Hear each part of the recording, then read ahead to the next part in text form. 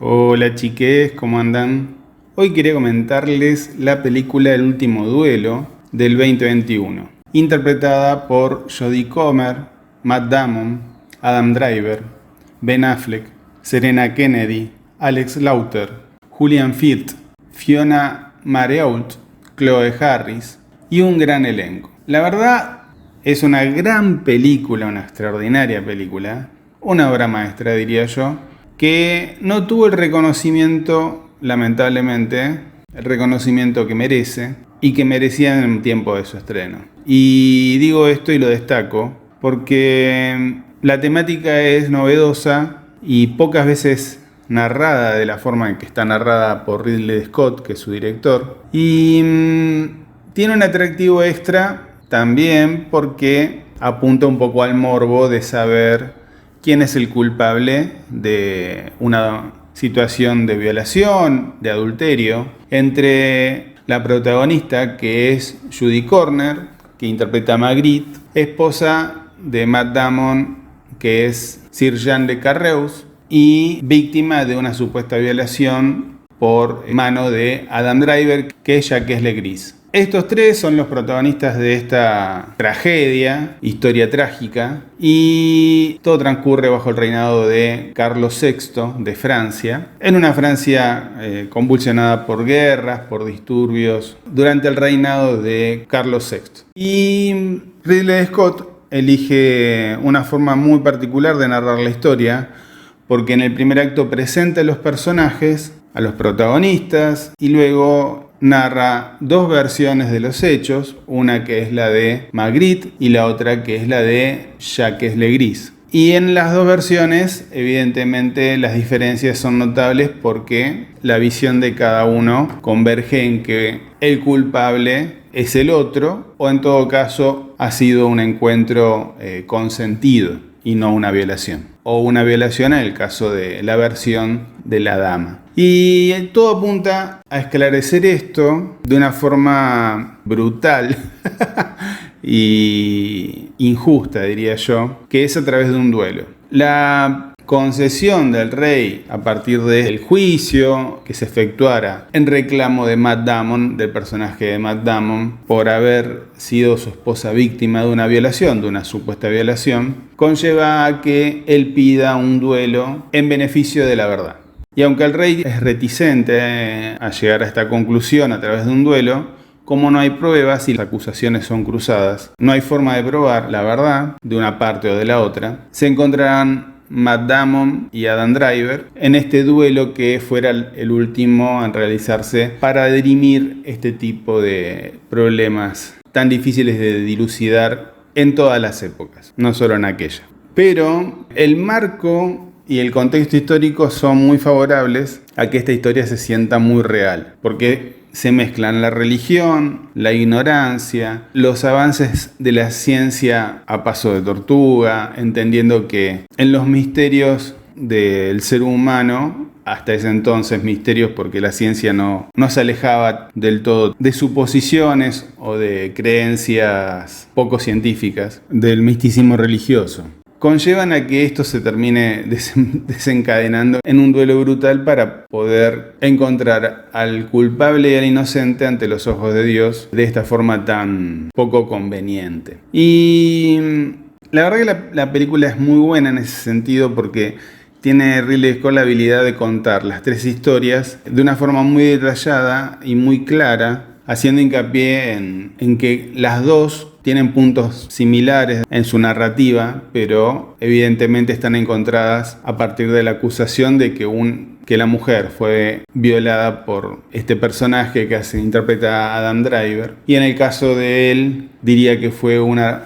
relación cuando mucho pecaminosa, pero consentida. Y en el medio, Matt Damon es el hombre que, aparte de comerse el garrón, de ser el tercero que sin querer se tiene que fumar el desprestigio y la deshonra de parte de su amigo, que es Jacques Legris, por este ultraje, es quien va a llevar adelante el juicio y la conclusión de él a través de un duelo demostrando orgullo y valentía, aunque está en juego su vida. La película es compleja en muchos sentidos porque la historia narra las tres historias, la de Matt Damon, la de Jodie Comer y la de Adam Driver, con el punto de vista de cada uno. Y en el caso de Matt Damon, su papel es interpretar a un hombre que le ha costado tener el prestigio y el reconocimiento del entorno social, que tiene que rendir pleitesía al conde,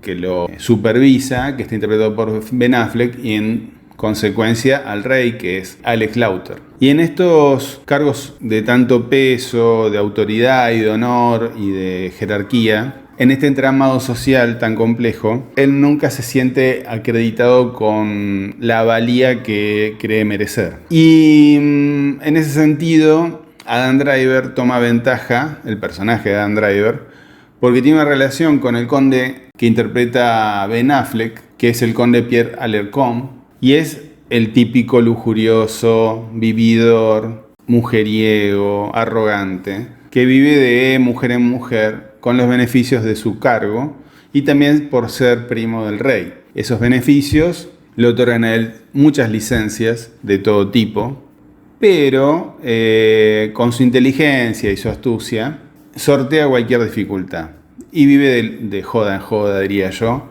a pesar de lo expuesto que queda a partir de este tipo de vida, ¿no? Y Adam Driver en ese sentido se ve beneficiado el personaje, ¿no?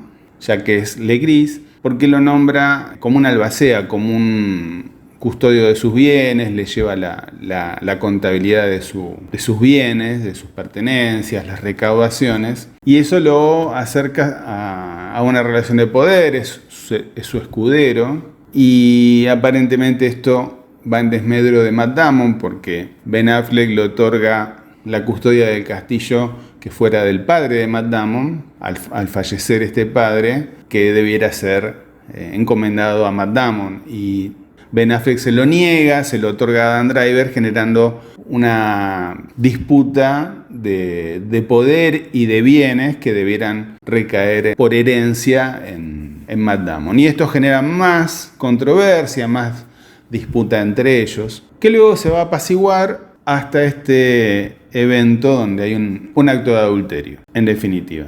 Entonces, la forma de narrar de Ridley Scott es contar los tres puntos de vista frente a esta situación, y lo interesante es lo bien interpretado que está. Jodie Comer está increíble como Magritte, porque en las tres historias o en las tres perspectivas se muestra diferente según el punto de vista de cada uno. Y en una es una doncella obediente y mansa, muy aplicada a las directivas de su marido. En otra es una mujer que aprovecha la situación en el relato. En el relato de Adam Driver es una mujer que aprovecha la situación de que su marido no está presente y se entrega a los brazos de Adam Driver, de Jacques Legris, como consintiendo o provocando que esta situación sea concretada, ¿no? Y consentida, entre comillas. Y en el relato de ella, esto será una violación, evidentemente,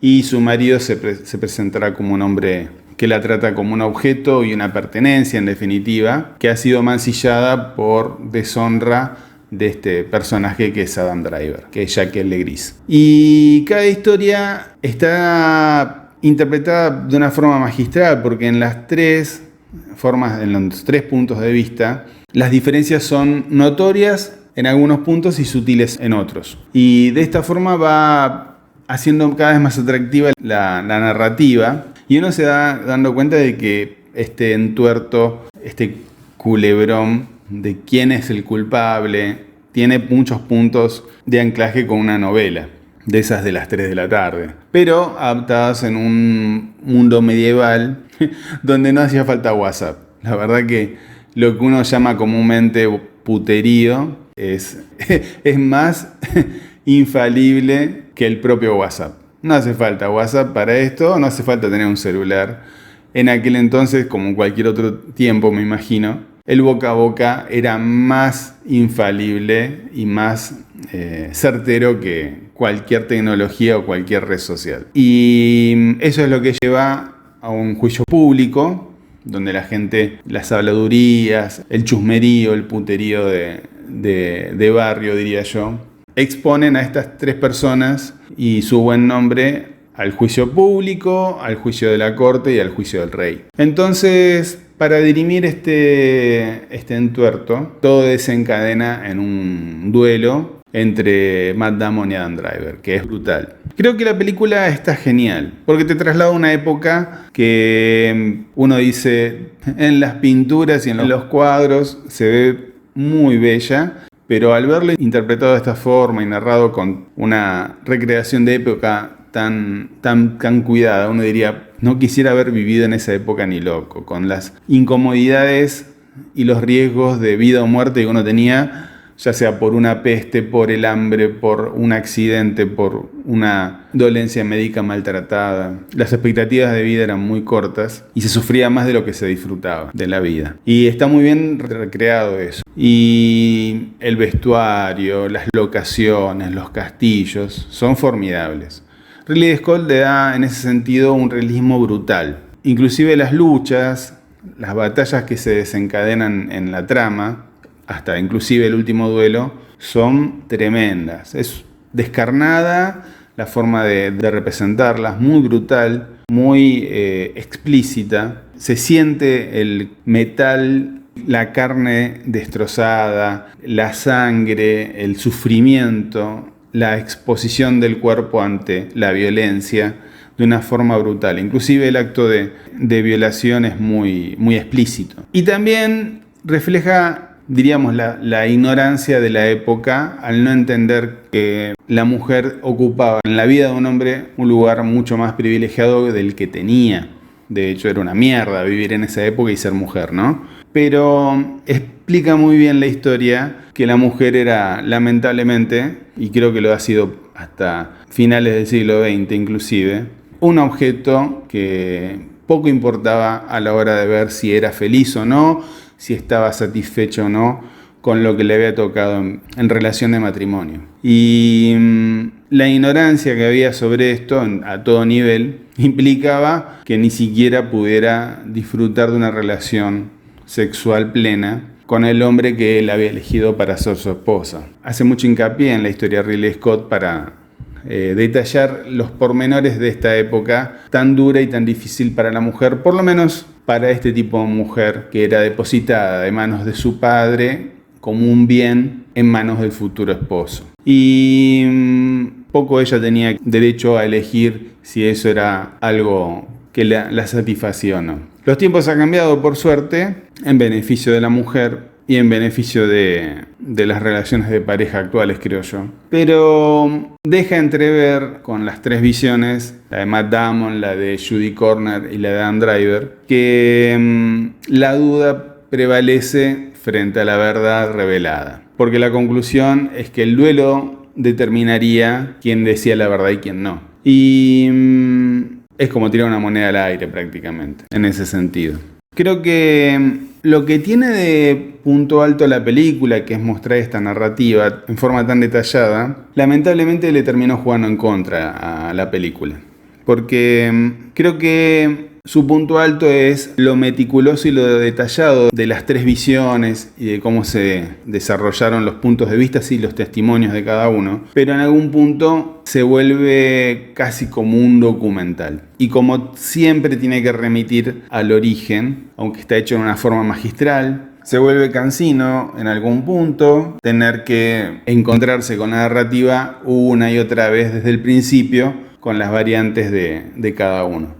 Y eso creo que le jugó un poco en contra, lamentablemente. Imagínense que la última película que yo vi así con este ritmo y este enfoque es Hamlet, la de Mel Gibson. Y estas historias tan densas, con tantos argumentos para exponer, en una época donde eso no abunda, lamentablemente, cosas hoy son muy inmediatas, muy directas, muy acotadas, sin necesidad de tener que estar validando. Y lo ligero, lo superficial, lo incontrastable, tiene el mismo valor que la verdad absoluta. De hecho, decepciona más la verdad, en tal caso, que el misterio de quién es el verdadero culpable. Hoy en día los programas de televisión, en su gran mayoría, y las noticias que más impacto tienen, son las del chusmerío barato. Los reality show, los programas de escándalo, programas de chimento. Y el tema acá es ese, pero narrado con una precisión quirúrgica de parte de Ridley Scott que va haciendo cada vez más densa la narrativa. Y termina jugándole un poco en contra, aunque es una de sus grandes virtudes, creo yo. Si no hubiera sido narrado así, creo que hubiera sido una película más con un duelo al final. Sin embargo, su punto alto es la que para mí le restó puntos en audiencia, en taquilla, y le tocó la peor época de la historia de la humanidad contemporánea, que fue la época de la cuarentena 2021, donde el cine fue una de las primeras víctimas que se cobró. Así que en ese sentido la película no tuvo la repercusión necesaria, y aunque toca la temática histórica y medieval que hoy en día es tan normal ver y escuchar entre las estrellas de cine o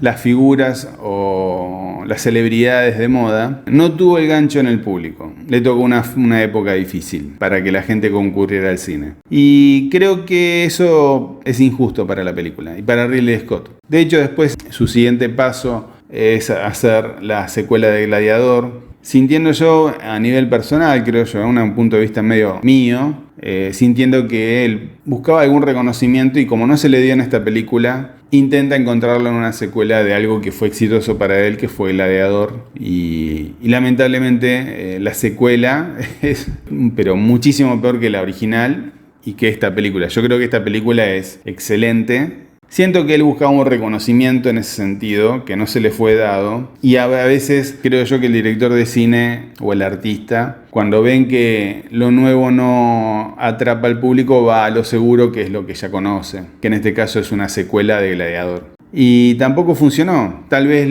lo encontró en una época donde ya le está hablando a un público que ya no lo sigue. Las nuevas generaciones no son las de antes y en una edad ya avanzada el director pierde el pulso de lo que el público busca, que es lo inmediato y lo superficial. Y esta película es casi un libro de lectura, aunque de temática socialmente popular, un libro de lectura denso. Así que en ese sentido creo que por mi parte yo la valoro. Es rica de ver en su narrativa, en su temática y sobre todo en las interpretaciones. Y lo mismo que tiene de virtud la hace densa porque tiene mucho contenido para explicar.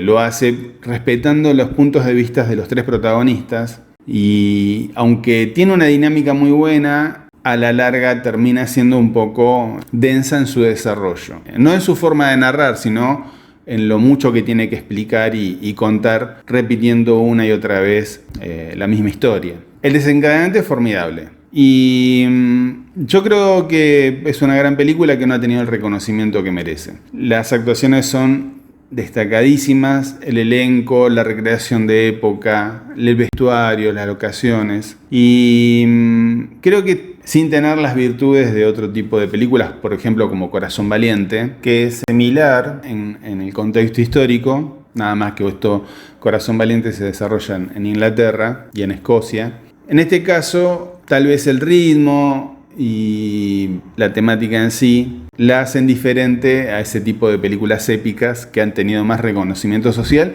y han sido en otro momento también, ¿no?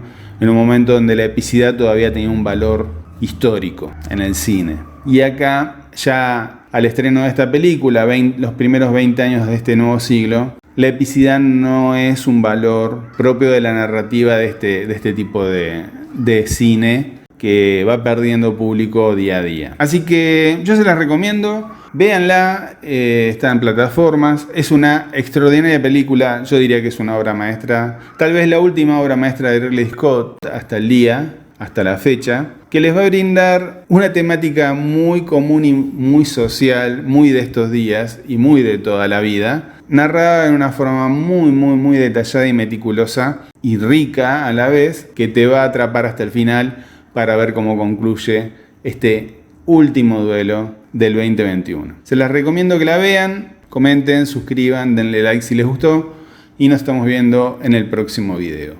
Abrazo.